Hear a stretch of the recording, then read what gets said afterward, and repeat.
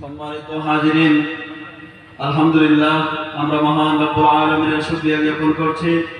এই মুহূর্তে আমাদের স্টেজ আলোকিত করে বসলেন, সভাগমন করলেন আজকের এই মাহফিলের প্রধান অতিথি মুনাজির জামান আহলুস সুন্নাহ ওয়াল জামাতের ভাষ্যকার আল্লামা নুরুল ইসলাম অলিপুরি হাফিজাহুল্লাহ। আমরা জামিয়া দারুল কুরআনের পক্ষ থেকে মুবারকবাদ জানাচ্ছি। আমি স্টেজে আসন গ্রহণ করার জন্য অনুরোধ করছি জামিয়া শাইখুল হাদিস হযরত আল্লামা হাবিবে রব্বানী চৌধুরী হাফিজাহুল্লাহকে আসন গ্রহণ করার জন্য অনুরোধ করছি। আমি লক্ষ্য করছি আমরা এখানে উপস্থিত হয়েছেন সিলেটের বিশিষ্ট আলেমে দ্বীন হযরত মাওলানা আব্দুল মতিন নবীগঞ্জি হাফিজাহুল্লাহ। আমরা ওনাকে মুবারকবাদ জানাচ্ছি। আমরা আশা করব আল্লামা নুরুল ইসলাম অলিপুরি দীর্ঘদিন পরে এখানে শুভাগমন করেছেন। এলাকার মানুষ দীর্ঘদিন থেকে আকাঙ্ক্ষিত হযরত লম্বা সময় আলোচনা করবেন এবং আমরা উপকৃত হব ইনশাআল্লাহ। এখন থেকে হযরতকে আলোচনা শুরু করার জন্য আহলে মাহফিলের পক্ষ থেকে আমরা অনুরোধ করছি।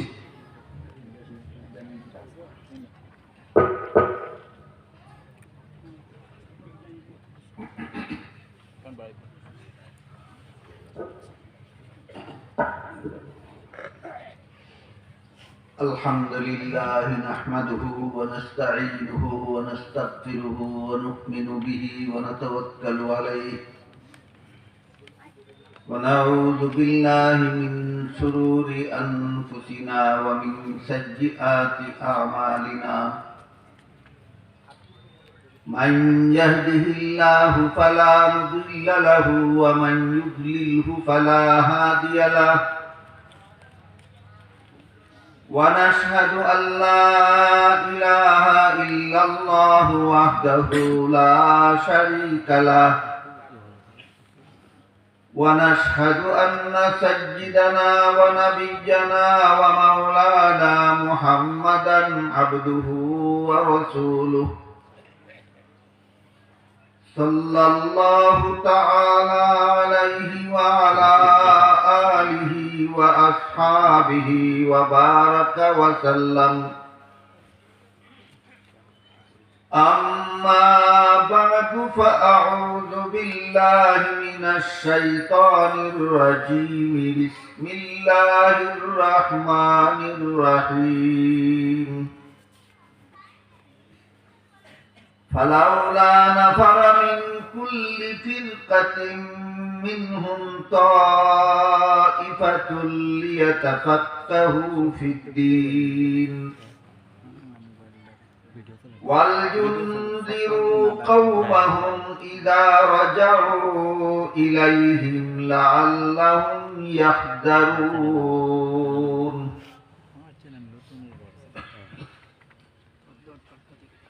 وقال رسول الله صلى الله عليه وسلم من يرد الله به خيرا يفقهه في الدين أو كما قال عليه الصلاة والسلام. حضرات উলামায়ে কেরাম, মুহতারাম হাজিরিন, এলাকার সর্বস্তরের মুসলমান ভাইয়েরা আমার ও আমার প্রিয় ছাত্র ভাইয়েরা, পবিত্র কোরআনের সূরা তাওবা এর 122 নম্বর আয়াতের শেষের অংশ এবং হযরত রাসূল করিম সাল্লাল্লাহু আলাইহি ওয়াসাল্লামের একটি সংক্ষিপ্ত হাদিস আমি তিলাওয়াত করেছি। তিলাওয়াতকৃত আয়াতাংশে আল্লাহ বলেন, হে মুমিন মুসলমানগণ, তোমাদের সকলের পক্ষ থেকে কিছু লোক ইসলামী শিক্ষা দীক্ষা অর্জন করার জন্য বের হয়ে যাও। আমি আমাদের বাংলা ভাষায় বলেছি ইসলামী শিক্ষা দীক্ষা। কোরআন হাদিসের ভাষায় বলা হয় তাফাক্কুহ ফিদ্দীন। তাফাক্কুহ ফিদ্দীন হাসিল করার জন্য বের হয়ে যাও। এখানে একটা প্রশ্ন জাগে যে আল্লাহ যে বললেন কিছু লোক ইসলামী শিক্ষা দীক্ষা অর্জনের জন্য বের হয়ে যায়, কিন্তু হাদিস শরীফে রাসূল করিম সাল্লাল্লাহু আলাইহি ওয়াসাল্লাম বলেন, তালাবুল ইলমি ফারিদাতুন আলা কুল্লি মুসলিম। ইসলামী শিক্ষা অর্জন করা সমস্ত মুসলমানদের জন্য ফরজ। প্রশ্ন জাগে, সমস্ত মুসলমানদের জন্য যদি ফরজ হয়, তাহলে কিছু লোক গেলে চলে কিভাবে? আর কিছু লোক গেলে যদি চলে, তাহলে সমস্ত মুসলমানদের জন্য ফরজ হয় কিভাবে? এই প্রশ্নের জবাব জানা আমার ক্ষুদ্র বিবেচনা মতো সমস্ত মুসলমানদের জন্য জরুরি, এবং জবাব বোঝার জন্য আমাদের সকলের মনে রাখা দরকার যে ইসলামী শিক্ষার তিনটি স্তর আছে। প্রাথমিক স্তরের ইসলামী শিক্ষা, মাধ্যমিক স্তরের ইসলামী শিক্ষা, উচ্চতর স্তরের ইসলামী শিক্ষা। কোন স্তরের পরিমাণ কত? যে পরিমাণ ইসলামী শিক্ষা ছাড়া একজন মুসলমান মুসলমানের মতো জীবনযাপন করতে পারে না। যেমন সহি শুদ্ধ কলেমা কালাম না শিখলে, উযু গোসল না শিখলে, পাকনা না শিখলে, দৈনন্দিন নামাজ রোজা ইবাদত বন্দেগী না শিখলে কেউ মুসলমানের মতো জীবনযাপন করতে পারে না। এইগুলি হইল ইসলামের প্রাথমিক শিক্ষা। আর প্রচলিত মাদ্রাসা সমূহের পাঠ্যভুক্ত কিতাবাদি পড়াবার মতো যোগ্যতা অর্জনের জন্য যেটুকু ইসলামী শিক্ষার প্রয়োজন, সেটা হলো ইসলামের মাধ্যমিক শিক্ষা। আর যে পরিমাণ ইসলামী শিক্ষা অর্জন করলে মানব জীবনের সব সমস্যার সমাধান কোরআন হাদিসের আলোকে প্রদান করা যায়, সেই পরিমাণ হলো ইসলামের উচ্চতর শিক্ষা। ইসলামের মাধ্যমিক এবং উচ্চতর শিক্ষা অর্জন করার যোগ্যতাও সব মুসলমানের নাই, সময় সুযোগও সব মুসলমানের নাই। এই জন্য আল্লাহর বিধান মতে ইসলামের মাধ্যমিক এবং উচ্চতর শিক্ষা অর্জন করা সব মুসলমানের জন্য ফরজ নয়। তাই সূরা তওবার 122 নম্বর আয়াতে আল্লাহ বলেছেন, কিছু মুসলমান বের হও। অর্থাৎ ইসলামের মাধ্যমিক এবং উচ্চতর শিক্ষা অর্জন করার জন্য কিছু মুসলমান বের হয়ে যাও। এইটুকু অর্জন করা সব মুসলমানের জন্য ফরজ নয়। কিন্তু ইসলামের প্রাথমিক শিক্ষা অর্জন করার যোগ্যতাও সব মুসলমানের আছে, সময় সুযোগ আছে।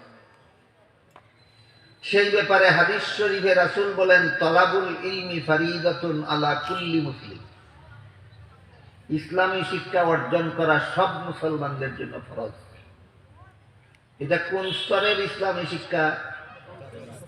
প্রাথমিক স্তরের ইসলামী শিক্ষা অর্জন করা সব মুসলমানের জন্য ফরজ। কাজেই কোরআনের কথায় আর হাদিসের কথায় কোনো বিরোধ রইল না। ইসলামের প্রাথমিক শিক্ষা অর্জন করা সব মুসলমানের জন্য ফরজ, এটাই হাদিস শরীফে রাসূল বলেছেন। মাধ্যমিক এবং উচ্চতর শিক্ষা কিছু মুসলমানে অর্জন করলেই চলে, এটাই আল্লাহ কোরআনে বলেছেন। কাজেই কোরআনের কথায় আর হাদিসের কথায় কোনো বিরোধ রইল না। দ্বিতীয় পর্যায়ে আলোচনা হলো, আল্লাহ যে বলেছেন কিছু মুসলমান তাফাক্কুহ ফিদ্দীন হাসিল করার জন্য বের হয়ে যায়। এই তাফাক্কুহ ফিদ্দীন আল্লাহর ভাষা, আল্লাহর রাসূলের ভাষা। এটাকে আমি বাংলা ভাষায় বলেছি ইসলামী শিক্ষা দীক্ষা। কিন্তু ইসলামী শিক্ষা কোন কোন শিক্ষার নাম? ইসলামী দীক্ষা কিভাবে হয়? এই প্রশ্নগুলির জবাব এই বাংলা অনুবাদের দ্বারা বুঝে আসবে। এর জন্য ব্যাখ্যার দরকার যে ইসলামী শিক্ষা কোন কোন শিক্ষার নাম, আর ইসলামী দীক্ষা কিভাবে অর্জন হয়, এটা ব্যাখ্যা ছাড়া বুঝে আসবে। এই জন্য এই তাফাক্কুহ ফিদ্দীন, যার বাংলা অর্থ আমি বলেছি ইসলামী শিক্ষা দীক্ষা, এখানে একটা শব্দ হইল দিন আর একটা হইল তাফাক্কুহ। দুইটা শব্দের ব্যাখ্যা আমরা পৃথক পৃথকভাবে বোঝার চেষ্টা করব। প্রথমে আমরা বোঝার চেষ্টা করব দিন কাকে বলে, তারপরে বোঝার চেষ্টা করব তাফাক্কুহ ফিদ্দীন কাকে বলে। আল্লাহ যেহেতু নির্দেশ দিয়েছেন কিছু মুসলমান তাফাক্কুহ ফিদ্দীন হাসিল করার জন্য বের হয়ে যাও, কাজে আমাদের দিন কাকে বলে তাও বোঝা দরকার, তাফাক্কুহ ফিদ্দীন কাকে বলে তাও বোঝা দরকার। বিশেষ করে মাদ্রাসার ছাত্র ভাইদের উদ্দেশ্যে আমি বলবো, দিন শব্দটা অভিধানেও বিভিন্ন অর্থে ব্যবহৃত। দিন শব্দের আবিধানিক অর্থ মায়নায় লুগাবি অনেক, এবং কোরআন হাদিসেও দিন শব্দটাকে বিভিন্ন অর্থে ব্যবহার করা হয়। কোরআনের সবগুলি আয়াতে দিন শব্দকে একই অর্থে ব্যবহার করা হয় না, বিভিন্ন আয়াতে বিভিন্ন অর্থে ব্যবহার করা হয়। যেমন দেখুন, পবিত্র কোরআনের যে আয়াতে আল্লাহ সর্বপ্রথম দিন শব্দটা ব্যবহার করেছেন সেটা হলো সূরাতুল ফাতিহার ৩ নম্বর আয়াত। এখানে আল্লাহ বলেছেন মালিকি ইয়াউমিদ্দিন। এই আয়াতে দিন শব্দকে আল্লাহ কর্মফল অর্থে ব্যবহার করেছেন, জাযায়ে আমাল। মালিকি ইয়াউমিদ্দিনের অর্থ হলো কর্মফল দান দিবসের মালিক, অর্থাৎ কিয়ামতের দিনের মালিক। কিয়ামতের দিন যেহেতু সমস্ত মানুষের সারা জীবনের সমস্ত কর্মফল দেওয়া হবে, এই জন্য কিয়ামতের দিনকে আল্লাহ কর্মফল দেওয়ার দিন বলেছেন। মালিকি ইয়াউমিদ্দিন আয়াতে দিন অর্থ কর্মফল। তারপরে সূরা আলে ইমরানের ৮৫ নম্বর আয়াতে আল্লাহ বলেছেন মান ইয়াবতাগি গায়রাল ইসলামি দীনান ফালান ইউকবালা মিনহু। এর অর্থ হলো ইসলাম ছাড়া যদি কেউ অন্য কোনো ধর্ম গ্রহণ করে, অন্য কোনো ধর্ম পালন করে, তার ধর্ম আল্লাহর কাছে কখনো গ্রহণযোগ্য হবে না। কাজেই সূরা আলে ইমরানের ৮৫ নম্বর আয়াতে দিন শব্দকে আল্লাহ ধর্ম অর্থে ব্যবহার করেছে। সূরায়ে সূরার ১৩ নম্বর আয়াতে আল্লাহ বলেন আকিমুদ্দিন। এখানে দিন অর্থ কর্মফল নয়, দিন অর্থ ধর্মও নয়। এখানে দিন শব্দকে আল্লাহ ইসলামের সহি শুদ্ধ আকীদা অর্থে ব্যবহার করেছে। আকিমুদ্দিনের অর্থ হলো ইসলামের সহি আকীদায় অটল থাকো, ইসলামের সহি আকীদায় অটল থাকো। সূরা মায়েদার ৩ নম্বর আয়াতের একাংশে আল্লাহ বলেন আল ইয়াউমা আকমালতু লাকুম দীনাকুম। আজকে আমি তোমাদের দ্বীনকে পরিপূর্ণ করে দিলাম। এখানে দিন অর্থ কর্মফলও নয়, দিন অর্থ ধর্মও নয়, দিন অর্থ সহি আকীদাও নয়। এখানে আল্লাহ দিন শব্দকে ব্যবহার করেছেন ইসলামী বিধিবিধান বোঝাবার জন্য। আয়াতের অর্থ হলো আজকে আমি ইসলামের বিধিবিধানকে পরিপূর্ণ করে দিলাম। উদাহরণগুলি বুঝে থাকলে বলুন, পবিত্র কোরআনের সবগুলি আয়াতে কি আল্লাহ দিন শব্দকে একই অর্থে ব্যবহার করেছেন না বিভিন্ন আয়াতে বিভিন্ন অর্থে? এবার দেখি মাদ্রাসার ছাত্ররা কতটুকু মনে রাখতে পারলো। মালিকি ইয়াউমিদ্দিন আয়াতে দিন অর্থ কি? আল ইয়াউমা মান ইয়াবতাগি গায়রাল ইসলামি দীনান আয়াতে দিন অর্থ কি? আকিমুদ্দিন আয়াতে দিন অর্থ কি? আর আল ইয়াউমা আকমালতু লাকুম দীনাকুম আয়াতে দিন অর্থ কি? পরিষ্কার হলো যে সবগুলি আয়াতে দিন শব্দকে আল্লাহ একই অর্থে ব্যবহার করেন। বিভিন্ন আয়াতে আল্লাহ দিন শব্দকে বিভিন্ন অর্থে ব্যবহার করেন। কাজেই যে কোনো সাধারণ মুসলমানকে যদি প্রশ্ন করা হয় তোমার দিন বলতে তুমি কি বুঝো, এক কথায় জবাব দিতে পারে না। কেন? কারণ এটা তো এক অর্থে ব্যবহৃত নয়, এটা বহু অর্থে ব্যবহৃত। কিন্তু রাসূল করিম সাল্লাল্লাহু আলাইহি ওয়াসাল্লামের একটি হাদিস আছে। ওই হাদিসের মধ্যে দ্বীনের মুকাম্মাল তারিফ আছে, দ্বীনের পরিপূর্ণ সংজ্ঞা আছে, দ্বীনের কমপ্লিট ডেফিনেশন আছে, দ্বীন কাকে বলে। এই হাদিসটাকে মুহাদ্দিসিনে কেরামের পরিভাষায় হাদিসে জিবরিল বলা হয়। মেশকাত এবং দাওরার ছাত্ররা জানে যে রাসূলের প্রসিদ্ধ একটি হাদিস আছে, এটাকে হাদিসে জিবরিল বলা হয়। যারা আলেম নন এবং মেশকাত দাওরার ছাত্র নন তাদের জন্য বলছি, হযরত জিবরিল ফিরিস্তা একদিন একজন অচেনা মানুষের আকৃতি ধারণ করে রাসূল করিম সাল্লাল্লাহু আলাইহি ওয়াসাল্লামের খেদমতে আগমন করেছিলেন। রাসূল তখন কয়েকজন সাহাবাদেরকে নিয়ে বসে কথাবার্তা বলছিলেন। জিবরিল রাসূলের মুখোমুখি হয়ে বসলেন এবং রাসূলকে কতগুলি প্রশ্ন করলেন, রাসূল জবাব দিলেন। তারপর জিবরিল চলে যাওয়ার পর রাসূল উপস্থিত সাহাবাগণকে জিজ্ঞাসা করলেন, কোন লোকটা এসে আমার সাথে প্রশ্নোত্তর করে চলে গেল, তোমরা কি তাকে চিনতে পেরেছ? সাহাবায়ে কেরাম বললেন, আমরা চিনতে পারি। অন্য ছাত্র যাই হোক, অন্তত মেশকাত দাওরার ছাত্রদের বলতে হবে যে সাহাবাগণ তাকে চিনতে পারলেন না কেন? এখানে কি মেশকাত দাওরার ছাত্র কেউই নেই? সাহাবাগণ বলেন, আমরা চিনতে পারিনি। রাসূল জিজ্ঞাসা করলেন, কোন লোকটা আসলো আমার সাথে প্রশ্নোত্তর করে চলে গেল, তোমরা কি চিনতে পেরেছো? সাহাবাগণ বলেন, আমরা চিনতে পারিনি। কেন চিনতে পারলেন না? কারণ আগেই বলা হয়েছে জিবরিল একজন অচেনা মানুষের আকৃতি ধারণ করে এসেছিলেন। এবার সব মাদ্রাসার ছাত্রদের বলতে হবে, কোন লোকটা এসে প্রশ্নোত্তর করে চলে গেল, সাহাবাগণ চিনতে পারলেন না কেন? হ্যাঁ, একজন অচেনা মানুষের আকৃতি ধারণ করে এসেছিল। যখন সাহাবাগণ বললেন আমরা চিনতে পারিনি, তখন রাসূল করিম সাল্লাল্লাহু আলাইহি ওয়াসাল্লাম বললেন, হুয়া জিবরিলু আতাকুম ইউআল্লিমুকুম দীনাকুম।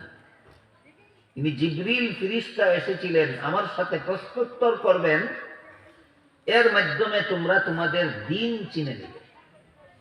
সুতরাং এই হাদিসে দ্বীনের পরিপূর্ণ সংজ্ঞা, পরিপূর্ণ তারিফ উল্লেখ আছে। দ্বীন কাকে বলে, আমার দ্বীন বলতে কি বোঝায়, এই দ্বীনের সাথে সম্পর্কিত প্রশ্ন হাদিসে জিবরিলের মধ্যে তিনটা প্রশ্ন। জিবরিল রাসূলকে প্রথম প্রশ্ন করেছিলেন, ডেকোরেটর যারা, ডেকোরেশনের দায়িত্বে যারা আছে, তারা পারলে এইদিকে একটা পর্দা দেন, এই সামনে যারা বসেছে এদের মুখে রোদ লাগে।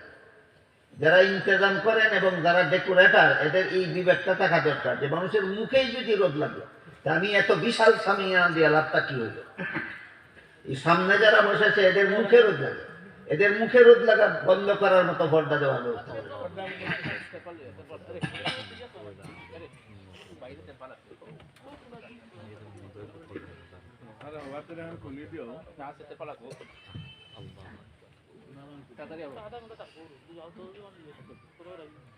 জিবরিলের তিন প্রশ্নের সাথে দ্বীনের সম্পর্ক। জিবরিল প্রথম প্রশ্ন করেছিলেন মাল ঈমান, ঈমান কাকে বলে? জিবরিল দ্বিতীয় প্রশ্ন করেছিলেন মাল ইসলাম, ইসলাম কাকে বলে? জিবরিল তৃতীয় প্রশ্ন করেছিলেন মাল ইহসান, ইহসান কাকে বলে? এই তিন প্রশ্নের জবাবে রাসূল যা বলেছিলেন সবটার সমষ্টি হলো আমাদের দ্বীন, যার মধ্যে যত আয়াতে আল্লাহ দ্বীন শব্দ যত অর্থে ব্যবহার করেছেন সবগুলি এই তিন প্রশ্নের জবাবের মধ্যে আসে। রাসূল তার যত হাদিসে দ্বীন শব্দকে যত অর্থে ব্যবহার করেছেন সবগুলি এই তিন প্রশ্নের জবাবের মধ্যে আসে। সুতরাং হাদিসে জিবরিল হলো আমাদের দ্বীনের মুকাম্মাল তারিফ।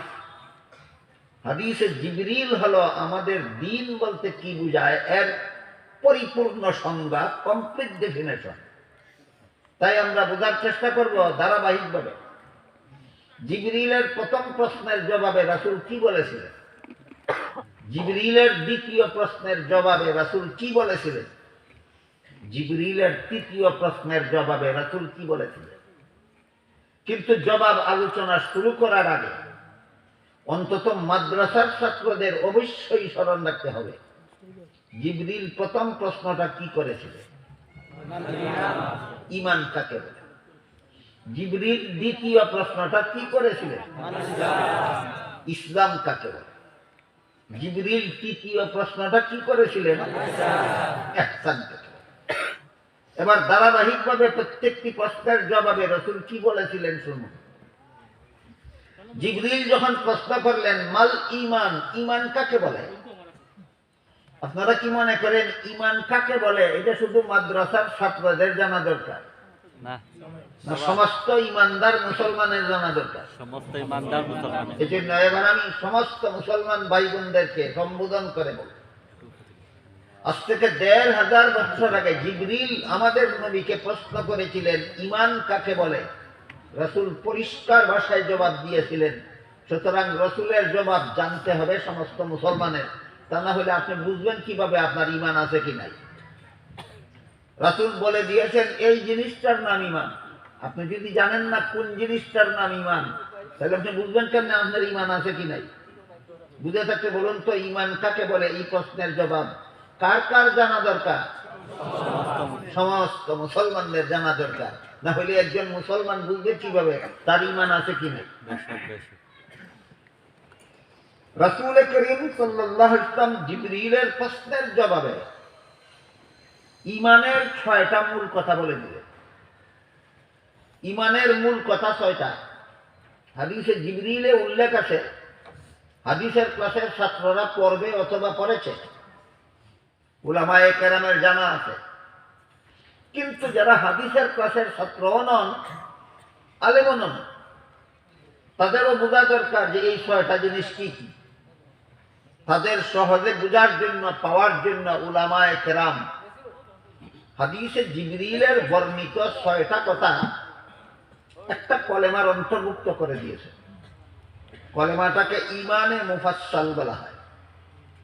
আমানতু বিল্লাহি ওয়া মালাইকাতিহি ওয়া কুতুবিহি ওয়া রুসুলিহি ওয়াল ইয়াউমিল আখিরি ওয়াল কদরি খাইরিহি ওয়া শাররিহি মিনাল্লাহি তাআলা ওয়াল বাসি বাদাল মাউত।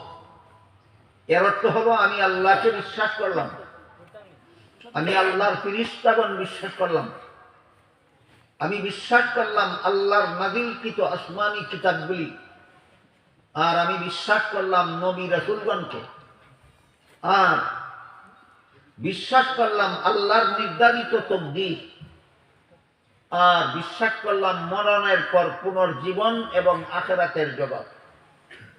পুনর্জীবনকে যদি একটা আর আখিরাতকে যদি আরেকটা বলেন তাহলে বিষয় হয় ৭টা। আর পুনর্জীবন এবং আখিরাতকে যদি একই বিষয় গণ্য করেন তাহলে বিষয় হয় ৬টা।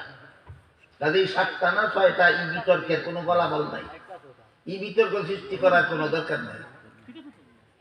আমি আল্লাহ বিশ্বাস করলাম, ফেরেশতা বিশ্বাস করলাম, আসমানি কিতাব বিশ্বাস করলাম, নবী রাসূল বিশ্বাস করলাম, তকদীর বিশ্বাস করলাম, আখিরাতের জীবন বিশ্বাস করলাম।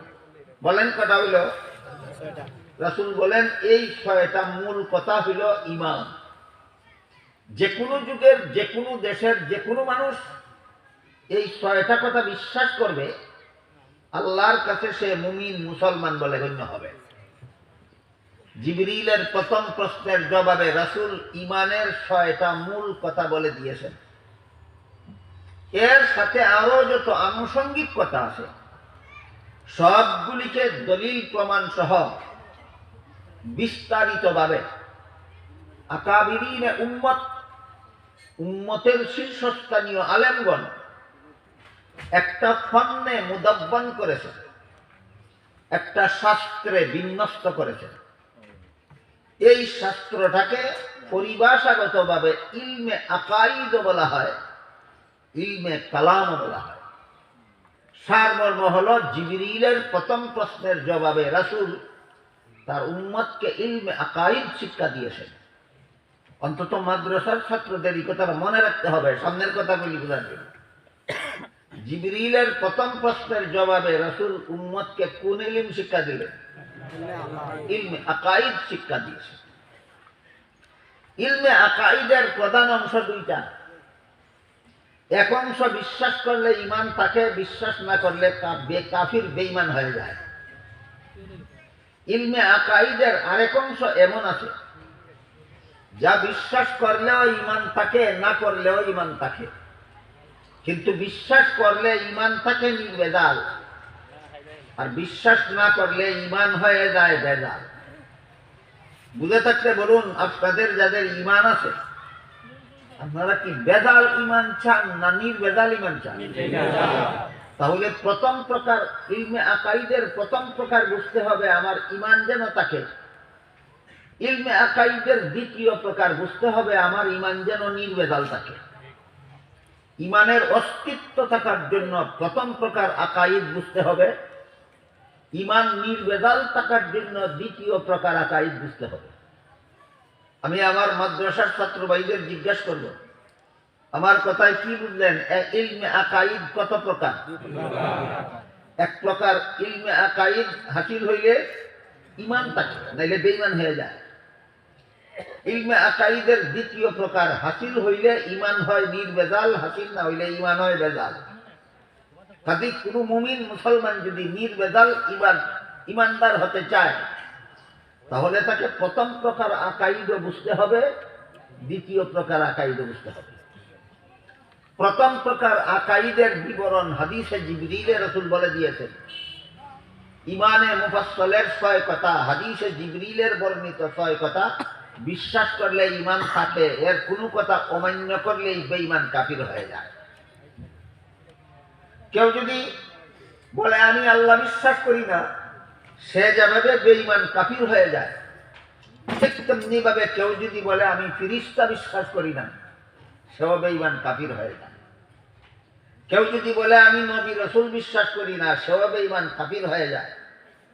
কেউ যদি বলে আমি কোরআন বিশ্বাস করি না, সেও বেঈমান কাফির হয়ে যায়।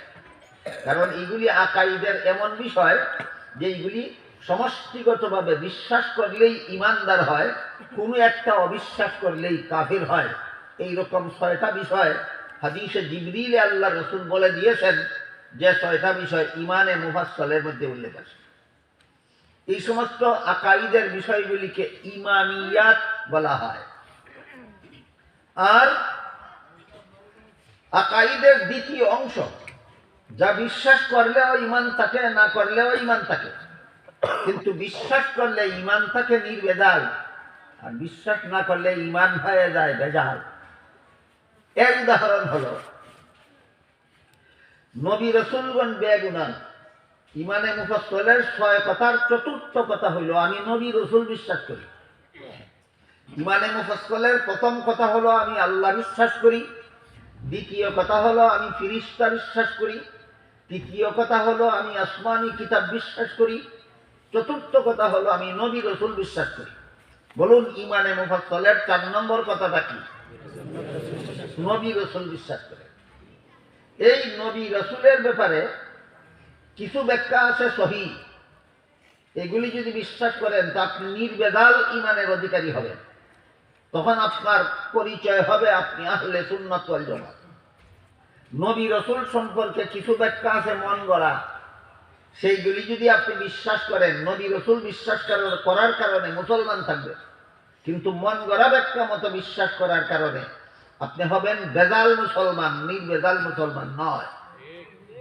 নবী রাসূল সম্পর্কে কিছু ব্যাখ্যা আছে সহিহ, কিছু ব্যাখ্যা আছে গলত।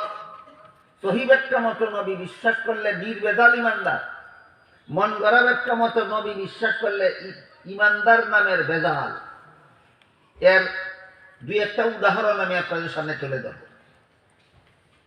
আল্লাহ পাক রব্বুল আলামিন পবিত্র কোরআনের এক আয়াতে বলেন, আমি ইব্রাহিম আলাইহিস সালামকে বলেছিলাম আপনাকে আমি নবী বানাবো। ইব্রাহিম দরখাস্ত করেছিলেন আমার আওলাদদেরকেও নবী বানান। আল্লাহ বলেন আমি বললাম না, আমি কার আওলাদ সেই ভিত্তিতে নবী বানাই না। আমার নবী বানানোর একটা নীতি হলো আমি লা ইয়ানালু আহদিজ জালিমিন, যারা জীবনে কোনোদিন গুনাহ করে এদের কাউকে আমি নবী বানাই না। কার আওলাদ হয় এই ভিত্তিতে নবী বানাই না, কে আজীবন বেগুনাহ তার ভিত্তিতে আমি নবী বানাই। আল্লাহ কি বললেন? আল্লাহর নবী বানানোর নীতি কি? কোন বড় লোকের আওলাদ সেই ভিত্তিতে, না কে আজীবন বেগুনাহ সেই ভিত্তিতে? যে আজীবন বেগুনাহ তারে নবী বানাই। কোন নবীর আওলাদ লাগে, কোন নবীর সন্তান, কোন বড় লোকের আওলাদ, এই দৃষ্টিকোণ থেকে আমি নবী বানাই না। আমি নবী বানাই বেগুনাহ হওয়ার দৃষ্টিকোণ। লা ইয়ানালু আহদিজ জালিমিন, আমার দেওয়া নবুয়তের পদ কোন গুনাহগার কখনো পাবে না। এই যে আল্লাহ বলে দিলেন, এটা হলো আল্লাহ নবী বানানোর জন্য একটা সামগ্রিক মূলনীতি। সকল নবীর বেলায় এই মূলনীতি প্রযোজ্য। আল্লাহর সমস্ত নবী রাসূলগণের মধ্যে একজন নবীও এই মূলনীতির বাহিরে হতে পারেন না। এই মূলনীতির মাধ্যমে আল্লাহ পরিষ্কার করে দিলেন, আল্লাহ কোনো গুনাহগারকে কখনো নবী বানান না। আল্লাহ যাদেরকে নবী বানান তারা আজীবন বেগুনাহ হয়ে থাকে। আল্লাহর নির্ধারিত নবী রাসূল সম্পর্কে আল্লাহর নির্ধারিত মূলনীতিটা বুঝার পরে এবার আমরা একটু লক্ষ্য করার চেষ্টা করি। আল্লাহ আদম আলাইহিস সালামকে জান্নাতে দিয়ে বলেছিলেন সব রকমের ফলমূল খাও, একটি মাত্র গাছের ফল খেতে নিষেধ করে দিয়েছিলেন। শেষ পর্যন্ত ইবলিসের ধোঁকায় পড়ে আদম নিষিদ্ধ গাছের ফল খেয়েছিলেন। ঘটনাটা কি আজকে নতুন শুনলেন আপনারা, না আরো শুনেছেন? বুঝে থাকলে বলুন, তাহলে আদম আল্লাহর নিষেধ পালন করলেন না লঙ্ঘন করলেন? আল্লাহর আদেশ নিষেধ লঙ্ঘন করলেই তো গুনাহ হয়। তাহলে আদম নবী বেগুনাহ রইলেন কোথায়? এই যে প্রশ্ন, এই প্রশ্নের জবাব দিতে গিয়ে যদি আপনি বলেন যে নিষিদ্ধ গাছের ফল খাওয়ায় আদমের গুনাহ হয়েছে, যেহেতু তিনি আল্লাহর নিষেধ লঙ্ঘন করেছেন, আদম নবীর একটা ঘটনার ব্যাখ্যা আপনি এমন ভাবে করলেন যে এক নবীর একটা ঘটনার ব্যাখ্যা করতে গিয়া আল্লাহর সামগ্রিক মূলনীতি লঙ্ঘন করে দিলেন। আগের কথা মনে আছে আপনাদের? সকল নবীর বেলায় আল্লাহর নির্ধারিত মূলনীতি কি? কোন গুনাহগারকে নবী বানাই না, কোন গুনাহগারকে নবী বানাই না, কোন গুনাহগারকে নবী বানাই না। আপনাদের বললেন আদম আল্লাহর নিষেধ লঙ্ঘন করার কারণে আদম বেগুনাহ রইলেন না, গুনাহগার হয়ে গেলেন। একজন নবীর একটা ঘটনাকে মাত্র আপনি এমন ভাবে ব্যাখ্যা করলেন যে ব্যাখ্যার দ্বারা আল্লাহ সকল নবীর বেলায় যে আল্লাহ একটা মূলনীতি ধার্য করে দিয়েছিলেন সেইটাই আপনি লঙ্ঘন করে ফেললেন। সুতরাং পরিষ্কার হয়ে গেল আপনার ব্যাখ্যাটা মন গড়া, ব্যাখ্যাটা মন গড়া। এই ব্যাপারে আহলে সুন্নাত ওয়াল জামাতের আদর্শ হলো যে কোনো নবীর জীবনের যে কোনো ঘটনাকে তুমি ব্যাখ্যা করো, আল্লাহর নির্ধারিত মূলনীতি বজায় রেখে ব্যাখ্যা করতে হবে। আল্লাহর নির্ধারিত মূলনীতি লঙ্ঘন করে ব্যাখ্যা করলে সেটা মন গড়া ব্যাখ্যা সাব্যস্ত হবে। আল্লাহর নির্ধারিত মূলনীতি বজায় রেখে ব্যাখ্যা করে, এমন ভাবে ব্যাখ্যা করে যেন আল্লাহর মূলনীতি লঙ্ঘন না হয়। এই মর্মে আদমের নিষিদ্ধ গাছের ফল খাওয়াকে মুফাসসিরিনে কেরাম বিভিন্ন ভাবে ব্যাখ্যা করেছেন আল্লাহর মূলনীতি রক্ষা করে। এর মধ্যে একটা ব্যাখ্যা মাত্র আজকে আমি আপনাদের শোনাই। নির্ভরযোগ্য সমস্ত তাফসীরের কিতাবে উল্লেখ আছে, মানুষের কোনো কাজের সাথে সওয়াব গুনার সম্পর্ক হয় দুনিয়ার জীবনে, জান্নাতি জীবনে নয়। দুনিয়ার জীবনের কোনো কাজে সওয়াব হয়, কোনো কাজে গুনাহ হয়। জান্নাতি জীবনের কোনো কাজে সওয়াব নাই, গুনাহ নাই। এবার বলুন, আদম নিষিদ্ধ গাছের ফল খেয়েছিলেন দুনিয়ার জীবনে না জান্নাতি জীবনে? এই জীবনের কোনো কাজের সাথে সওয়াবেরও সম্পর্ক নাই, গুনারও সম্পর্ক নাই। ব্যাখ্যাটাও ঠিক হইল, আল্লাহর মূলনীতিটাও আবার বহাল রইল। এই ব্যাখ্যা হইল সহি ব্যাখ্যা। সুতরাং যারা নবীগণের জীবনের কোনো ঘটনাকে এমনভাবে ব্যাখ্যা করে যেভাবে ব্যাখ্যা করলে নবীগণ আসামি সাব্যস্ত হয়ে যান, নবীগণ অপরাধী সাব্যস্ত হয়ে যান, নবীগণ গুনাহগার সাব্যস্ত হয়ে যান, এটা হলো আল্লাহর নির্ধারিত মূলনীতি লঙ্ঘনমূলক মন গড়া অপব্যাখ্যা ছাড়া আর কিছু নয়। যেমন এক সময় উপমহাদেশের একজন পণ্ডিত আবুল আলা মওদুদী বিভিন্ন নবীর জীবনের বিভিন্ন ঘটনাকে অপব্যাখ্যা করে গুনাহগার সাব্যস্ত করেছিলেন। সাম্প্রতিক কালের আরেকজন নব্য মওদুদীর আবির্ভাব হয়েছে। ইনি হলেন হযরত মাওলানা সাদ সাহেব। ইনিও বিভিন্ন নবীগণের জীবনের বিভিন্ন ঘটনাকে এমন মন গড়া উপব্যাখ্যা শুরু করেছেন যার দ্বারা নবীগণ আল্লাহর দরবারে অপরাধী সাব্যস্ত হয়ে যান। সাদ সাহেব তার এক বক্তব্যে পরিষ্কার ভাষায় বলেছেন, হযরত ইউসুফ আলাইহিস সালাম আল্লাহর কাছে শাস্তিযোগ্য অপরাধ করেছিলেন। আমার এতক্ষণের কথা যারা বুঝেছেন তারা বলুন, আল্লাহ কোন শাস্তিযোগ্য অপরাধীকে নবী বানান? সাদ সাহেব বলেন, হযরত ইউসুফ আলাইহিস সালাম আল্লাহর কাছে শাস্তিযোগ্য অপরাধ করেছিলেন। হযরত জাকারিয়া আলাইহিস সালাম আল্লাহর দরবারে শাস্তিযোগ্য অপরাধ করেছিলেন। হযরত মুসা আলাইহিস সালাম আল্লাহর দরবারে শাস্তিযোগ্য অপরাধ করেছিলেন। হযরত ইউনূস আলাইহিস সালাম আল্লাহর দরবারে শাস্তিযোগ্য অপরাধ করেছিলেন। হযরত মুহাম্মদুর রাসূলুল্লাহ সাল্লাল্লাহু আলাইহি ওয়াসাল্লাম আল্লাহর দরবারে শাস্তিযোগ্য অপরাধ করেছিলেন। আমার জিজ্ঞাসা করতে ইচ্ছা হয়, এই সমস্ত নবী রাসূলগণ যদি আল্লাহর দরবারে শাস্তিযোগ্য অপরাধ করে থাকেন, তাহলে আল্লাহর দরবারে নিরপরাধী রইছো তুমি না তোমার বাপ? কথা বুঝেন কিনা? তাহলে আল্লাহর দরবারে নিরপরাধী কি তুমি না তোমার বাপ?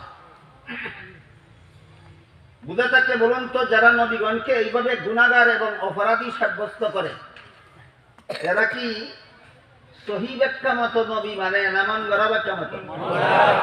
এবার বলুন আমার কথা বুঝে থাকলে, যারা নবী মানে মন গড়া ব্যাখ্যা মতো, এরা নির্ভেজাল ইমানের অধিকারী না ইমানদার নামের ভেজাল? এই ভেজাল থেকে বিশ্বজুড়া তাবলীগী জামাতকে মুক্ত করার জন্যই হক্কানি উলামায়ে কেরাম, সারা বিশ্বের হক্কানি উলামায়ে কেরাম এই গুমরাহ পথভ্রষ্ট সাদকে তাবলীগী জামাতের জন্য অবাঞ্ছিত ঘোষণা করেছে। এবার আমি আমার মূল কথার দিকে ফিরে যাই। জিবরিলের প্রথম প্রশ্নের জবাবে রাসূল তার উম্মতকে একটা ইলম শিক্ষা দিয়েছেন। মনে থাকলে বলুন, এই ইলমটার নাম কি? ইলমে আকাইদ। ইলমে আকাইদের দুই অংশ। প্রথম অংশ না মানলে বেঈমান, দ্বিতীয় অংশ না মানলে ইমানদার নামের ভেজাল। আমি কি বুঝাতে পারছি কথা? ইলমে আকাইদের অংশ কটা? প্রথম অংশ না মানলে বেঈমান, আর দ্বিতীয় অংশ না মানলে ইমানদার নামের ভেজাল। তুমি নির্ভেজাল ইমানদার না, তোমার ইমান আছে, এটা ভেজালি ইমান, নির্ভেজাল নয়। নবী রাসূল বিশ্বাস করতে হবে, তাইলে তুমি বেঈমান। আর নবী রাসূলকে বেগুনাহ বিশ্বাস করতে হবে, তাইলে তোমার ইমানে ভেজাল আছে। এই হলো ইলমে আকাইদের দুই অংশের দুইটা উদাহরণ। এবার জিবরিল রাসূলকে দ্বিতীয় প্রশ্ন করেছিলেন, মাল ইসলাম, ইসলাম কাকে বলে? জবাবে রাসূল করিম সাল্লাল্লাহু আলাইহি ওয়াসাল্লাম ইসলামের 5টি মূল কথা বলে দিয়েছেন। ইমানের মূল কথা 6টা আর ইসলামের মূল কথা 5টা। অন্তত মাদ্রাসার ছাত্রদের মনে রাখতে হবে, ইমানের মূল কথা 6টা আর ইসলামের মূল কথা 5টা। প্রথম কথা হলো কলেমা স্বীকার করা, দ্বিতীয়টা হলো 5 বেলার নামাজ কায়েম করা, তৃতীয়টা হলো রমজান মাসে রোজা রাখা, চতুর্থটা হলো ধনী হলে যাকাত দেওয়া, পঞ্চমটা হলো সামর্থ্যবানদের হজ করা।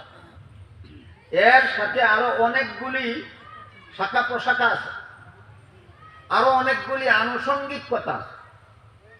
এই 5টা মূল কথার সাথে আরো যত আনুষঙ্গিক কথা আছে, সবগুলিকে সবিস্তারে দলিল প্রমাণ সহ আকাবিরিনে উম্মতের শীর্ষস্থানীয় আলেমগণ আরেকটি ফন্নে মুদাব্বান করেছেন, আরেকটি শাস্ত্রে বিন্যস্ত করেছেন। পরিভাষাগতভাবে সেই শাস্ত্রটাকে, সেই ফন্নটাকে ইলমে ফিকহ বলা হয়। সারমর্ম হলো, জিবরিলের দ্বিতীয় প্রশ্নের জবাবে রাসূল তার উম্মতকে ইলমে ফিকহ শিক্ষা দিয়েছেন। জিবরিলের প্রথম প্রশ্নের জবাবে রাসূল তার উম্মতকে কোন ইলম শিক্ষা দিয়েছিলেন? ইলমে আকাইদ। জিবরিলের দ্বিতীয় প্রশ্নের জবাবে রাসূল তার উম্মতকে কোন ইলম শিক্ষা দিলেন? ইলমে ফিকহ। ইলমে ফিকহর বিধিবিধান 4 ঠিকানায় পাওয়া যায়। কত ঠিকানায়? এই 4 ঠিকানা আল্লাহ চিহ্নিত করে দিয়েছেন সূরা নিসার 59 নম্বর আয়াত। সেখানে আল্লাহ বলেন, আতিউল্লাহ ওয়া আতিউর রাসূল ওয়া উলিল আমরি মিনকুম ফাইন তানাযাতুম ফি শাইইন ফারুদ্দুহু ইলাল্লাহি ওয়ার রাসূল। এর ব্যাখ্যায় আল্লামা ইমাম ফখরুদ্দিন রাজি রাহমাতুল্লাহি আলাইহি পৃথিবীর বিখ্যাত নির্ভরযোগ্য তাফসীরের কিতাব তাফসীরে কবিরে লেখেন, আতিউল্লাহের ব্যাখ্যা হলো ইলমে ফিকহের যে বিধান কোরআনে পাও সেই বিধান আল্লাহর কোরআন থেকে গ্রহণ করো। আতিউর রাসূলের ব্যাখ্যা হলো ইলমে ফিকহের যে সমস্ত বিধান রাসূলের হাদিসে পাও সেইগুলি রাসূলের হাদিস থেকে গ্রহণ করো।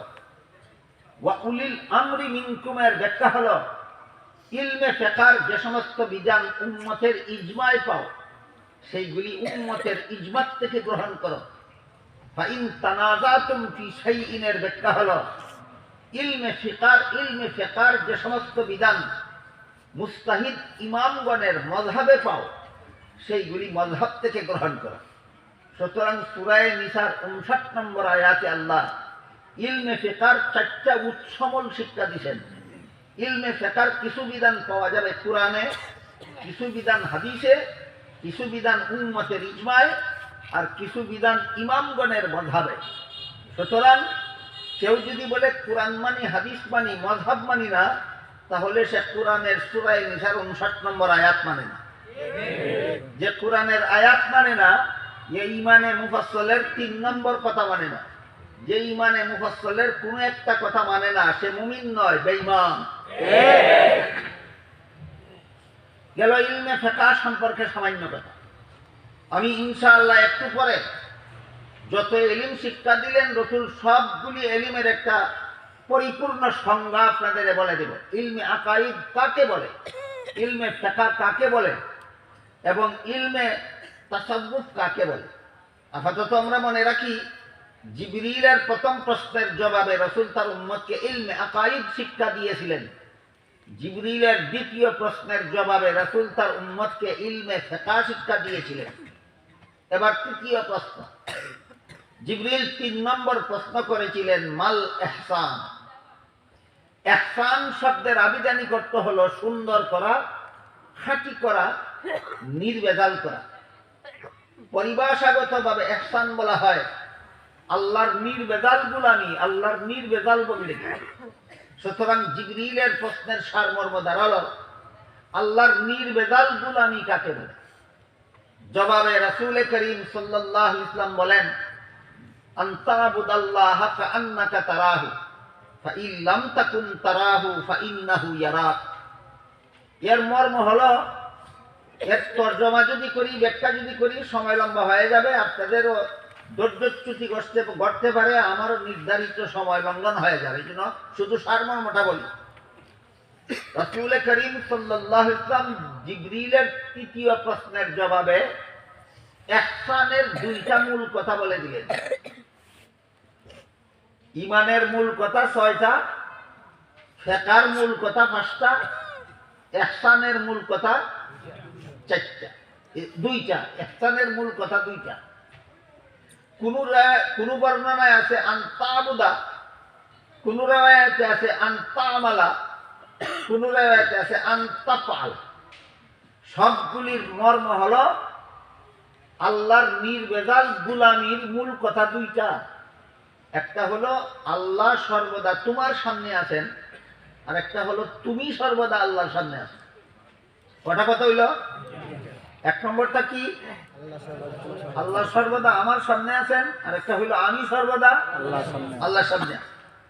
তবে আল্লাহ যে আমার সামনে আছেন এই কথার মধ্যে আর আমি যে আল্লাহর সামনে আছি এই কথার মধ্যে একটু পার্থক্য আছে।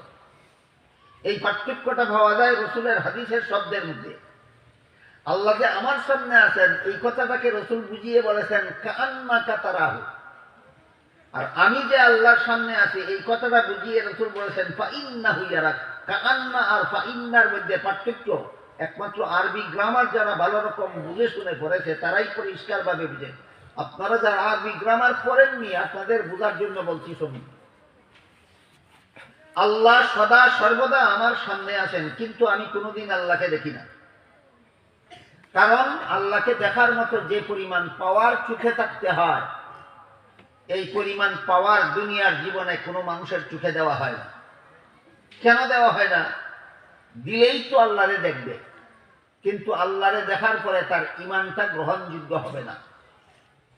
আল্লাহকে না দেখে ঈমান আনলে ঈমান কবুল হয়, আল্লাহ দেখে ঈমান আনলে ঈমানই কবুল হয় না।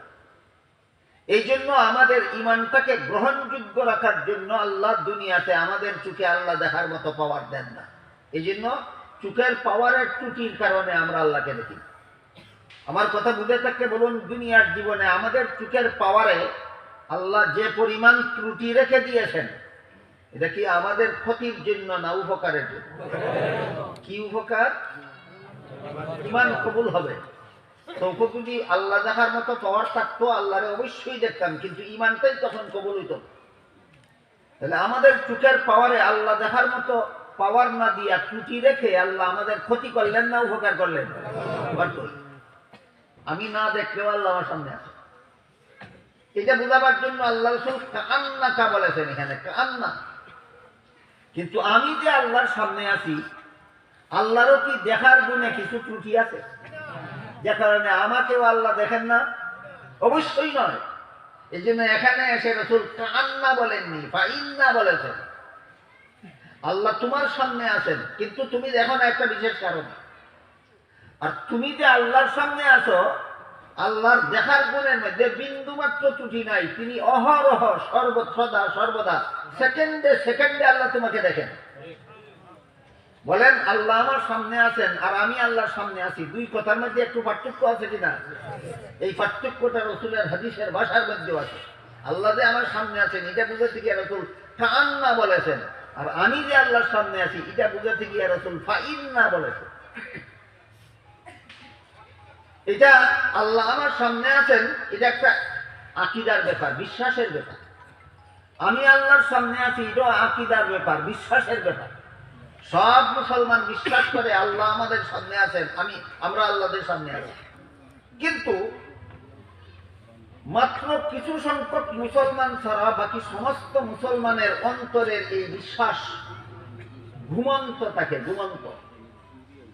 যাদের এই বিশ্বাস ঘুমন্ত থাকে, এরা আল্লাহর নির্ভেজাল গোলামি করতে পারে না।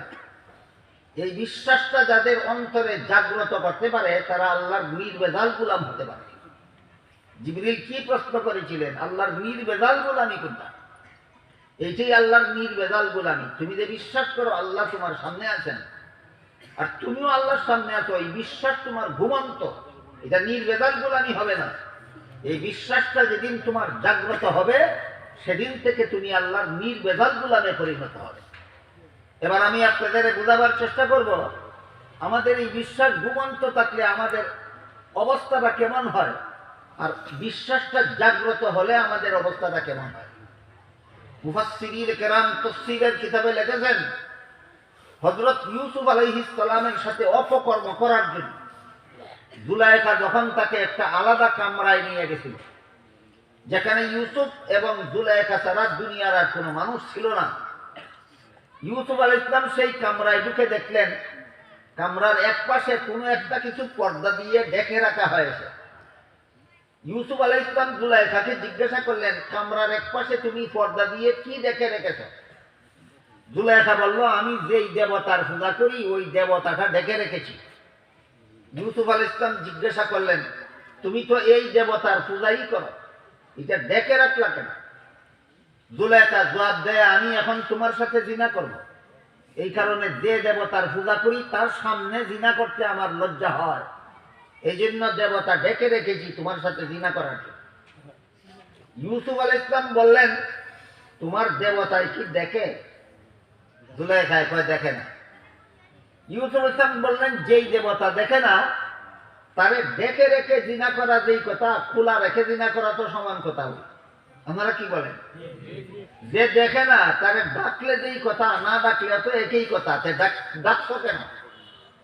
জুলাইখা জবাব দিল, আমার দেবতা যদিও দেখে না, কিন্তু যে কারিগরে দেবতা বানাইছে, এই কারিগরে দেবতার চক্ষুগুলি এমন ভঙ্গিতে বানাইছে, দেখার ভঙ্গি আছে।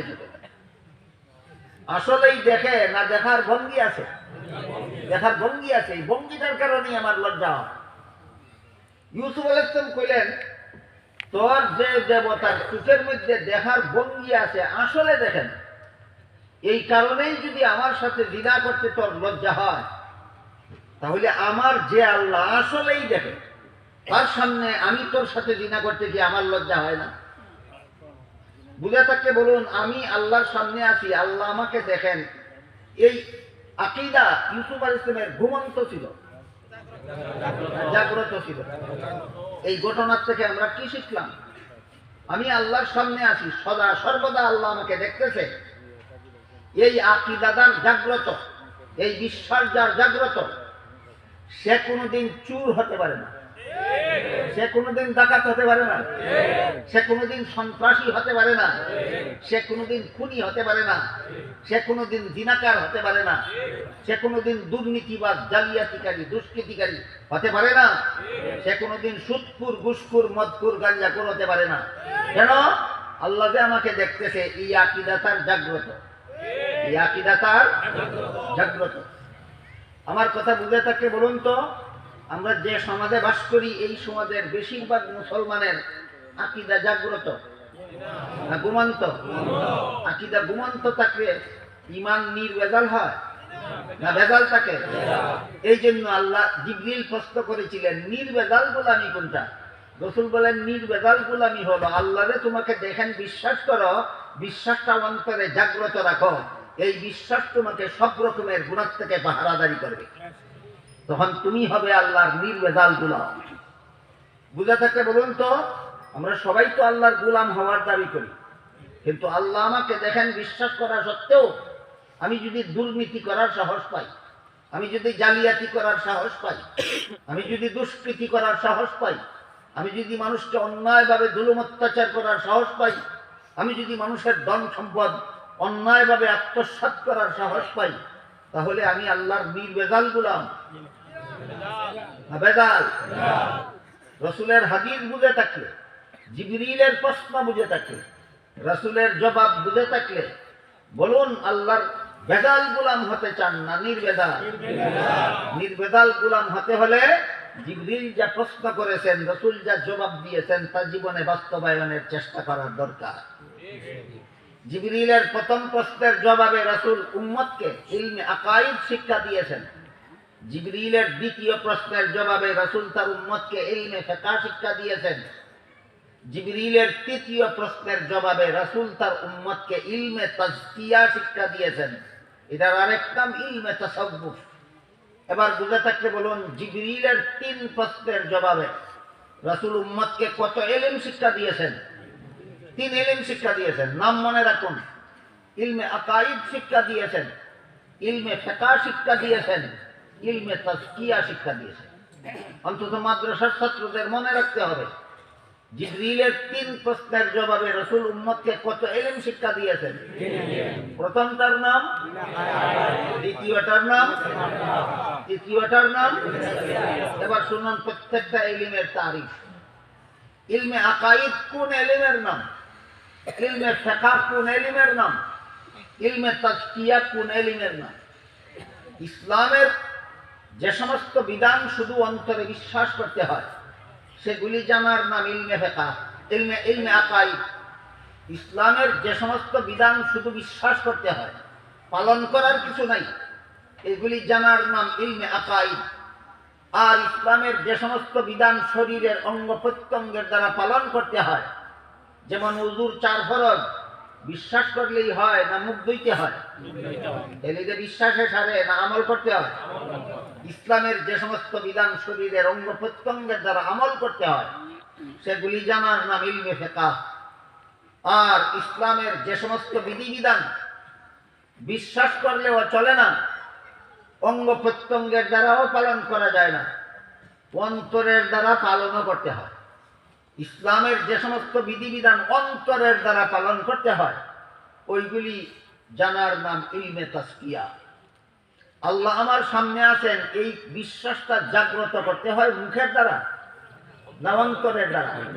বিশ্বাসটা জাগ্রত করতে হয় চোখের দ্বারা না অন্তরের দ্বারা? হাতের দ্বারা, পায়ের দ্বারা না অন্তরের দ্বারা? তাহলে ইসলামের যে বিধান অন্তরের দ্বারা পালন করতে হয়, ওই বিধান জানার নাম ইলমে তাজকিয়া।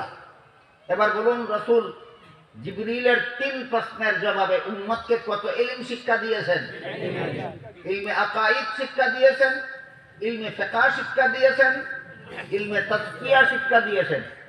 তারপরে বলেছেন হুয়া জিবরিলু আতাকুম ইউআল্লিমুকুম দীনাকুম, এই 3 ইলম হলো তোমাদের দ্বীন।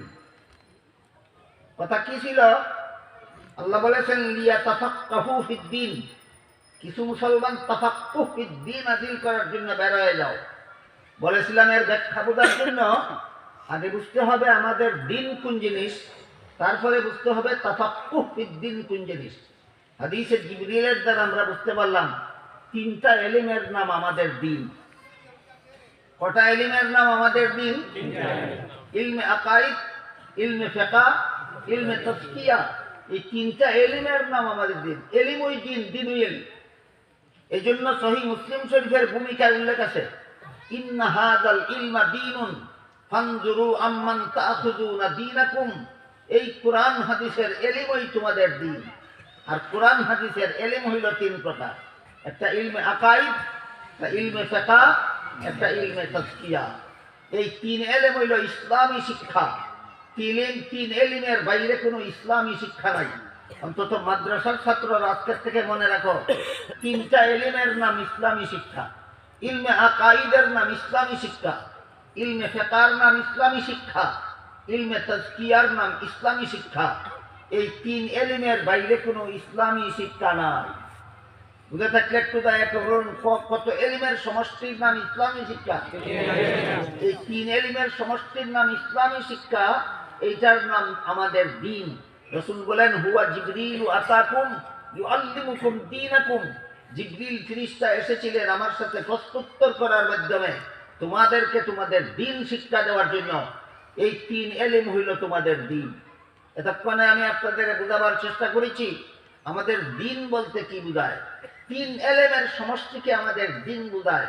সুতরাং সূরাতুল ফাতিহার 3 নম্বর আয়াতের দ্বীন এর অন্তর্ভুক্ত, আল ইমরানের 85 নম্বর আয়াতের অর্থ এর অন্তর্ভুক্ত, সূরার 13 নম্বর আয়াতের দ্বীন এর অন্তর্ভুক্ত, সূরা মায়েদার 3 নম্বর আয়াতের দ্বীন এর অন্তর্ভুক্ত। পবিত্র কোরআনের যত আয়াতে আল্লাহ দ্বীন শব্দকে যত অর্থে ব্যবহার করেছেন, রাসূলের লক্ষ লক্ষ হাদিসের যত হাদিসে রাসূল দ্বীন শব্দ ব্যবহার করেছেন, সবগুলি এই 3 ইলমের অন্তর্ভুক্ত। কত ইলমের অন্তর্ভুক্ত? তাহলে আমাদের দ্বীন 3 ইলমের সমষ্টির নাম। আমাদের দ্বীন 3 ইলমের সমষ্টির নাম। এইটাকে ইলমে দ্বীন বলা হয়। অন্তত মাদ্রাসার ছাত্রদের জীবন ভর মনে রাখা দরকার যে 3টা ইলমের নাম আমাদের দ্বীন, এর বাইরে আমাদের কোনো দ্বীন নাই। যেই ইলম ইলমে আকাইদের সাথে সম্পর্ক রাখে না, যেই ইলম ইলমে ফিকহর সাথে সম্পর্ক রাখে না, যেই ইলম ইলমে তাজকিয়ার সাথে সম্পর্ক রাখে না, সেটা ইলমে দ্বীন নয়, সেগুলি আমাদের দ্বীন নয়। সেইগুলিকে বলা হয় ইলমে দুনিয়া, সেইগুলিকে বলা হয় ইলমে দুনিয়া। 3 প্রকার ইলমের নাম ইলমে দ্বীন, আর 3 প্রকারের বহির্ভূত সকল ইলমের নাম ইলমে দুনিয়া। ইলমে দ্বীনের দ্বারা মানুষ তৈরি হয়, ইলমে দুনিয়ার দ্বারা ডাক্তার তৈরি হয়, ইলমে দুনিয়ার দ্বারা ইঞ্জিনিয়ার তৈরি হয়, ইলমে দুনিয়ার দ্বারা দার্শনিক তৈরি হয়, ইলমে দুনিয়ার দ্বারা বিজ্ঞানী তৈরি হয়, আর ইলমে দ্বীনের দ্বারা মানুষ তৈরি হয়। এই কথাটার ব্যাখ্যা দেওয়ার মতো সময় এখন আমার হাতে নাই। শুধু আপাতত আপনারা মনে রাখতে পারেন মানুষ গড়ার শিক্ষা হলো ইলমে দ্বীন, আর দুনিয়ার উন্নতি প্রগতি শিক্ষা করার দ্বীন ইলম হলো ইলমে দুনিয়া। দুনিয়ার ইলমেরও দরকার। একজন ডাক্তার যদি সমাজে আমার না থাকে, এই ডাক্তার দিনদার হোক অথবা দুনিয়াদার হোক, এই ডাক্তার মুসলমান হোক অথবা অমুসলমান হোক, একজন ডাক্তার যদি আমার সমাজে না থাকে, তাহলে আমি অসুস্থ হলে চিকিৎসা করবে কে? সুতরাং দিনদার হোক বা না হোক, ইমানদার হোক বা বেঈমান হোক, ইলমে দুনিয়ার দরকার আছে, ডাক্তারের দরকার আছে চিকিৎসার জন্য। কিসের জন্য? চিকিৎসার জন্য। ইলমে দ্বীনের দরকার আছে আমাকে মানুষ হওয়ার জন্য। ইলমে দিনের দরকার আছে কি হওয়ার জন্য? মানুষ হওয়ার জন্য। এতক্ষণে আমি আপনাদেরকে তাফাক্কুহ ফিদ্দীন বোঝাবার জন্য শুধু দিন কাকে বলে বোঝাবো। এবার আমরা বোঝার চেষ্টা করি তাফাক্কুহ ফিদ্দীন কাকে বলে। আমি যে হাদিস তিলাওয়াত করেছিলাম তাতে রাসূল বলেছেন, মান ইউরিদিল্লাহু বিহি খাইরান ইউফাক্কিহু ফিদ্দীন। আল্লাহ নিজে যার মঙ্গল চান তাকে দিন দান করেন। বলেননি রাসূল, তাকে তাফাক্কুহ ফিদ্দীন দান করেন। আল্লাহ নিজে যার মঙ্গল চান তাকে দিন দান করেন, না তাফাক্কুহ ফিদ্দীন দান করেন? তাফাক্কুহ ফিদ্দীন দান করেন। তিন ইলমের সমষ্টি হলো দিন, তাফাক্কুহ ফিদ্দীন নয়। এই তিন ইলম মাদ্রাসায় পড়লেই হাসিল করা যায়। ইলমে আকাইদ মাদ্রাসায় পড়লেই হাসিল করা যায়। ইলমে ফিকহ মাদ্রাসায় পড়লেই হাসিল করা যায়। ইলমে তাজকিয়া মাদ্রাসায় পড়লেই হাসিল করা যায়।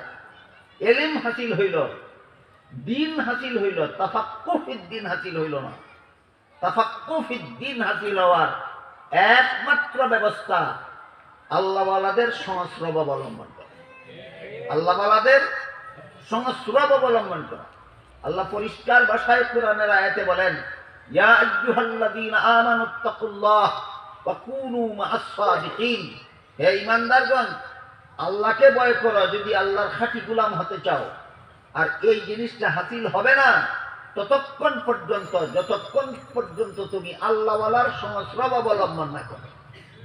আল্লাহওয়ালার সংস্রব অবলম্বনের দ্বারা তাফাক্কুহ ফিদ্দীন হাসিল হয়।